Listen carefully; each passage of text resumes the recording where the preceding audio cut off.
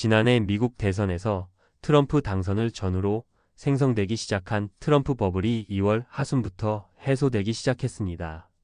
트럼프 버블은 비트코인을 비롯한 코인 시장과 테크 관련 주식에서 뚜렷하게 형성되기 시작되었다고 할 수 있습니다.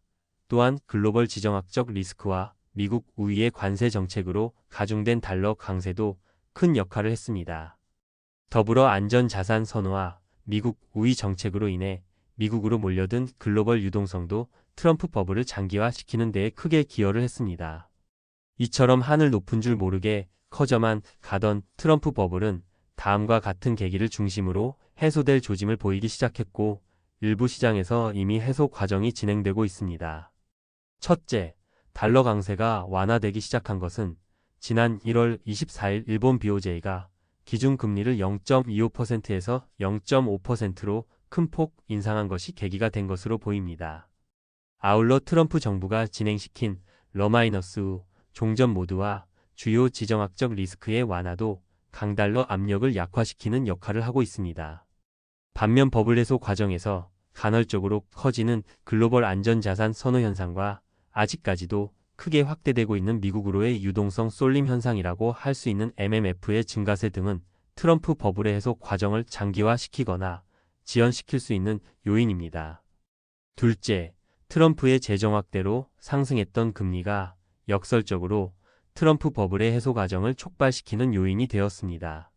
결과적으로 버블 해소 과정이 진행되면서 금리가 하락세로 전환되고 이것이 연준의 금리 인하로까지 이어져야 버블 해소 과정이 마무리될 것입니다. 이 과정이 순조롭게 진행되기 위해서는 미국 소비의 조정 과정이 진행되어야 합니다. 최근 2월 미시간대 소비자 신뢰 지수의 급락이나 서비스업 PMI가 급락한 것은 미국 소비가 크게 조정될 것임을 시사하고 있습니다.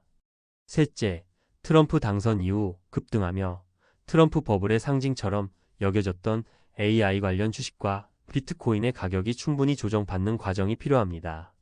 물론 여기에는 미국 실물 경제의 조정 과정과 유동성의 조정 과정이 가미되어야 합니다.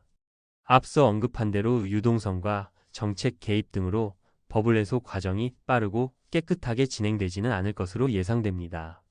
위험 자산 매수자 입장에서는 인내를 가지고 매수 기회를 노려야 할 것입니다. 결과적으로 AI 관련 주식과 코인 가격, 달러 지수와 국채 금리 등이 트럼프 당선 이전 수준 근처까지 조정받아야 트럼프 버블이 해소 과정이 어느 정도 완료된 것으로 평가받을 수 있을 것입니다. 상충된 지표들이 많다는 점을 감안하면 버블 해소 과정은 지리하게 이어질 수 있습니다. 대체로 소비 등 경제 지표의 조정과 함께 연준의 금리 인하가 다시 시작되어야 위 지표들은 반등 모멘텀을 찾을 수 있을 것으로 예상됩니다.